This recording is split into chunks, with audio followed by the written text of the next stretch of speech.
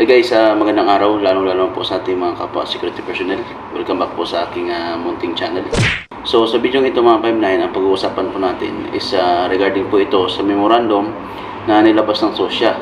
Tungkol nga po ito sa mga kapwa natin security personnel na naka-duty po sa bangko or sa armored. Okay?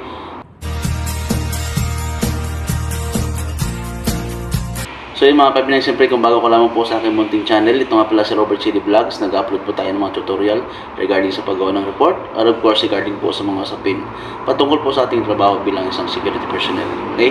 So ngayon mga 59 ay babasahin ko lamang po sa inyo at ipaliwalag natin ng konti, no, para kahit paano ay maintindihan ng mga 59 natin, lalong-lalo na po, no, yung mga naka-duty sa mga bangko or sa armored. Okay? Although matagal na po ito mga 59, ngunit ngayon talaga ay pinaporsige po ito ng SOSYA para magkaroon po ito ng utilization or pagsasaayos or yung tinatawag po natin na classification. Okay? So, kumbaga, meron pong konting pagbabago, no? So, nakasatbrit sa memorandum mga 59. Ang memorandum na ito mga 59 ay ginawa noong December 23, 2025, no? So, memorandum number 060-2025. Okay? So, nasa dito mga 59, utilization of Bank Armored Guard or BAG, license to exercise security profession or LISP by private security personnel deployed in banking institution and armored vehicles. Okay? So, para po ito doon sa mga naka-duty sa mga bangko at sa mga armored, no? So, yan, no? So, number 1, no? Reference, Republic Act number 11917 and its implementing rules and regulations. Then B, Social License Revocation Board or SLRB Resolution number 2025-002 dated December 4, 2025, no?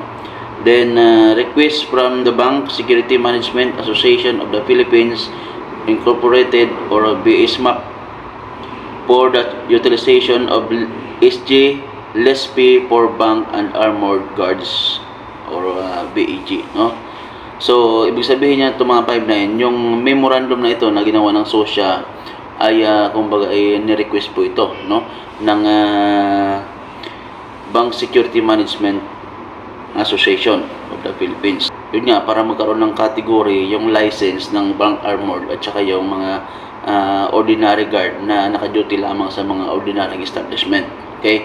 So, nakalagay dito mga 59, this pertains to the request of the BSMAP or ng Bank Security Management Association of the Philippines, no, for the moratorium on the strict implementation of the BSG LISP requirement for the private security personnel posted in banks and other financial institution of which majority are still holding SG LESP or license to exercise security profession, no?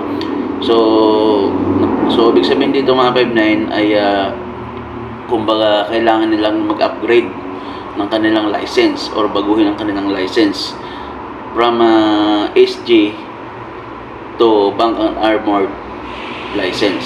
So magkaiba kasi yung mga 59, meron silang kategory dyan.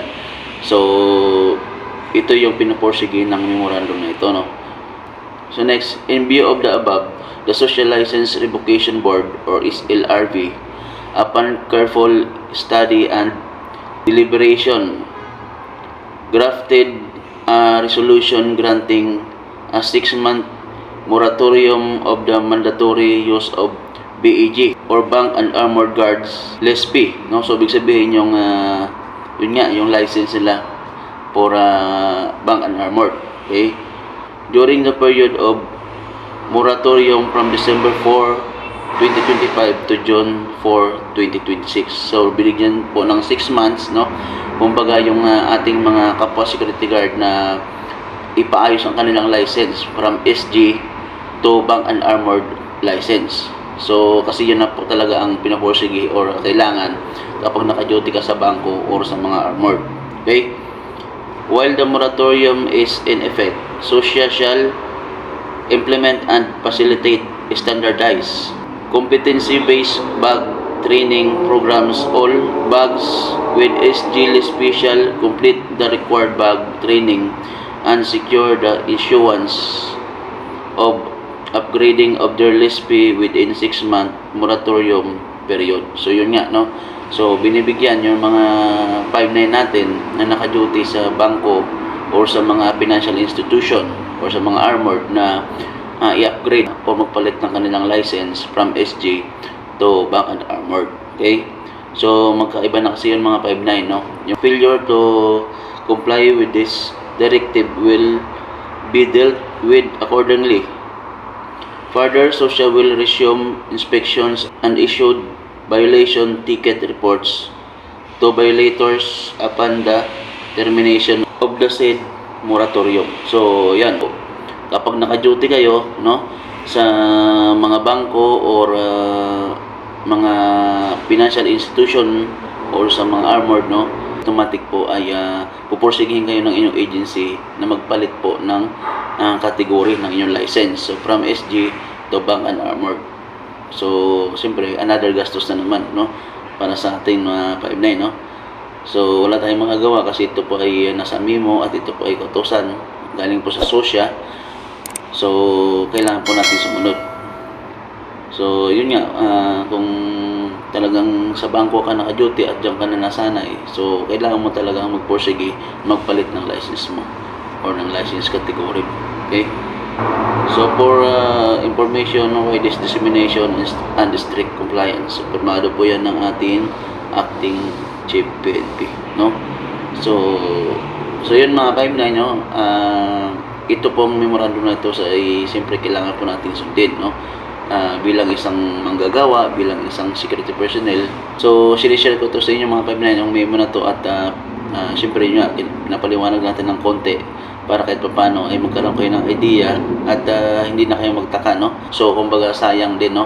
Kung bago ka lang sa bangko, halimbawa, then bago lang din yung license mo, so talagang manghinayang ka dahil sayang ang ginastos mo.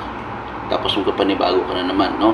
So, yung advice ko lamang po sa inyo, dun sa mga baguhan natin mga 5-9 na balak mag-apply sa bangko or sa armored, so automatic po ang kukunin ninyong license is bank and armored na. So, wag na kayo ng license na SG. So, hindi na po yan qualified or hindi na po yan tatanggapin. So, actually mga 5-9, meron pong nagpatulong sa akin na magpakayos ng kanyang license from SG to bank and armored. So, yun nga, tinulungan po natin. So, yung mga 5-9, sana po nakatulong sa inyo ang ginawa kong video ito. Lalong-lalo po doon sa mga bugahan, no?